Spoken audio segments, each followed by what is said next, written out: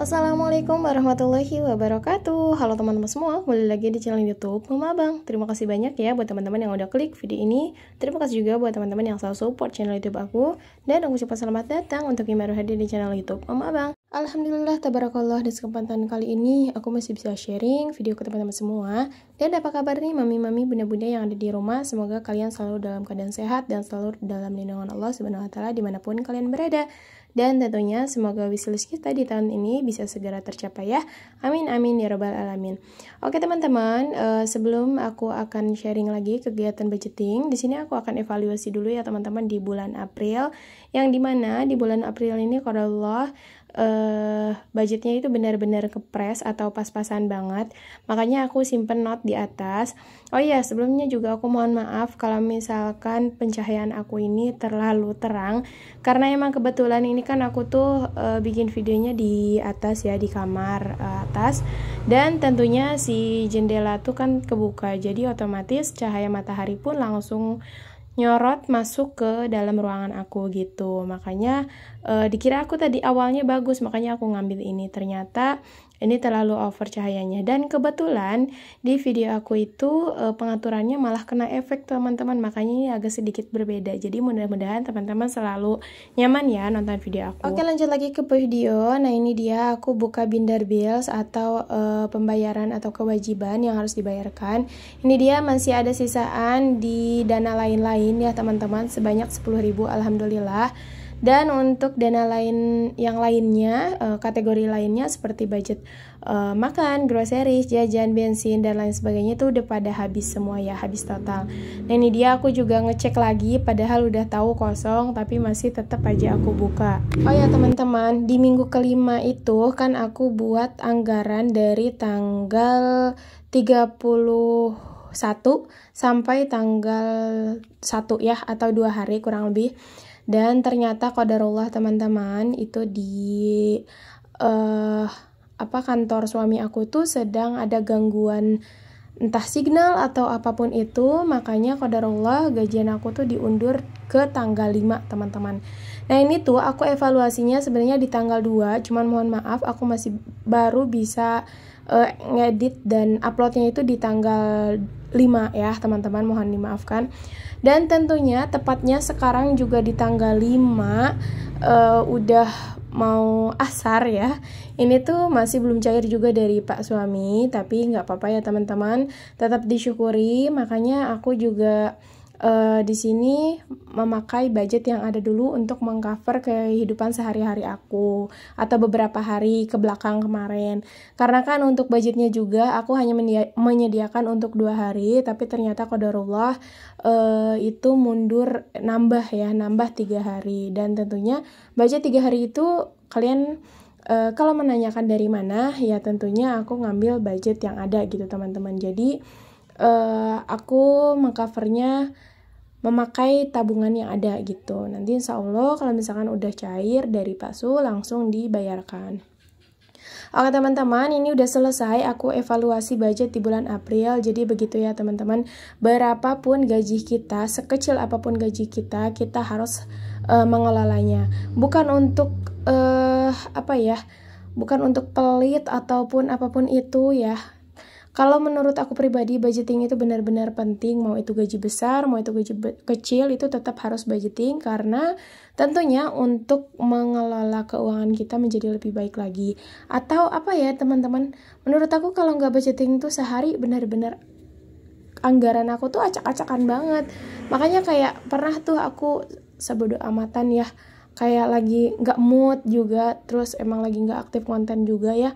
Aku tuh nggak ngatur keuangan dan ternyata qadarullah hancur teman-teman. Malah aku nambah hutang gitu. Jadi alasan aku budgeting itu ya salah satunya bisa mengatur keuangan menjadi lebih baik lagi dan tentunya terhindar dari hutang. Oke teman-teman, lanjut ke video. Ini tertinggal jauh.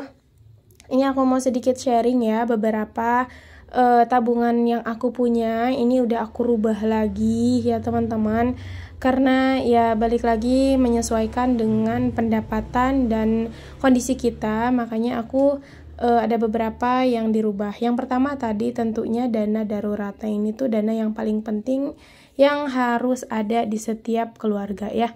Kemudian lanjut di sini tabungan berjangka. Nah, kenapa disebut tabungan berjangka? Nah, jadi di sini tuh aku sedikit bimbang teman-teman. Aku di antara mau tabungan berjangka di diri sendiri atau ke bank. Jadi kan di bank ada ya sekarang banyak, hampir semua bank itu mengadakan tabungan berjangka. Jadi misalkan kita ngambil 1 tahun dan setiap bulannya misalkan aku harus menyisihkan 500.000 gitu.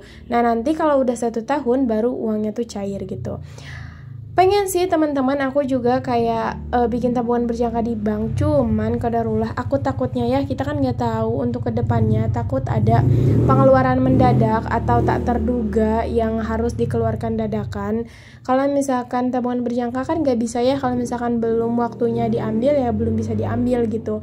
Tapi kalau misalkan kita nabung ke diri kita sendiri, misalkan kita udah 2 bulan atau bahkan 10 bulan, kalau tiap bulannya 500.000 berarti dikali 10 kita udah dapat 5 juta ya misalkan. Nah, dan kebetulan ada beberapa hal kalau misalkan kita mengalami keadaan darurat ya kita bisa langsung ambil dananya di tabungan berjangka tersebut gitu teman-teman. Jadi makanya nih tuh aku masih bimbang apakah disimpan di diri sendiri aja tapi dengan non tunai atau dengan cara langsung setor ke bank yang aku punya atau daftar ke bank lagi gitu. Oke, lanjut lagi. Tadi untuk kategori yang ketiga yaitu ada kategori family time. Nah, di sini aku juga membuat ya kayak anggaran family time itu benar-benar kayak menurut aku cukup penting ya, meskipun penting dari nomor berapa dulu gitu. Kalau untuk aku sendiri gitu. Jadi di sini aku mau cicil aja untuk dana family time. Next tadi untuk home living. Nah, itu home living aku buat untuk kebutuhan rumah tangga aku. Tapi sistemnya aku apa ya? Harus mencapai satu-satu dulu gitu.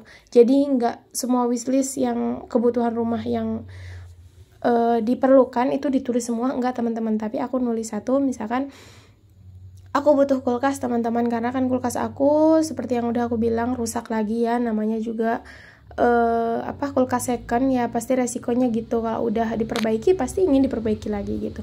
Makanya aku pengen ganti kulkas, tapi alhamdulillah masih bisa dipakai kok untuk freezernya dan aku juga masih bisa berjualan.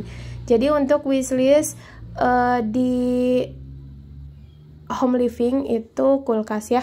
Dan tadi yang terakhir yaitu tabungan challenge 2000 ya. Tadi ada 2000 aku isi, makanya aku checklist.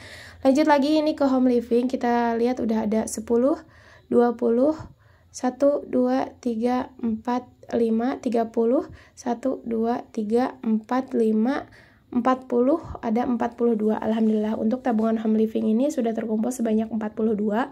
Dan tentunya tabungan ini juga sedang aku usahakan ya teman-teman. Semoga bisa segera tercapai, amin. Karena ya balik lagi kulkas juga termasuk kebutuhan.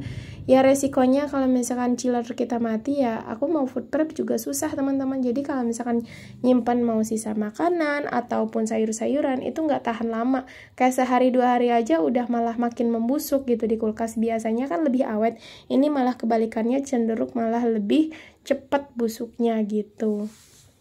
Oke teman-teman, sudah selesai. Mungkin segini aja video yang dapat aku sampaikan. Terima kasih banyak ya buat teman-teman yang udah nontonin video aku sampai selesai. Semoga video aku bisa bermanfaat dan menginspirasi. Bye bye. Wassalamualaikum warahmatullahi wabarakatuh.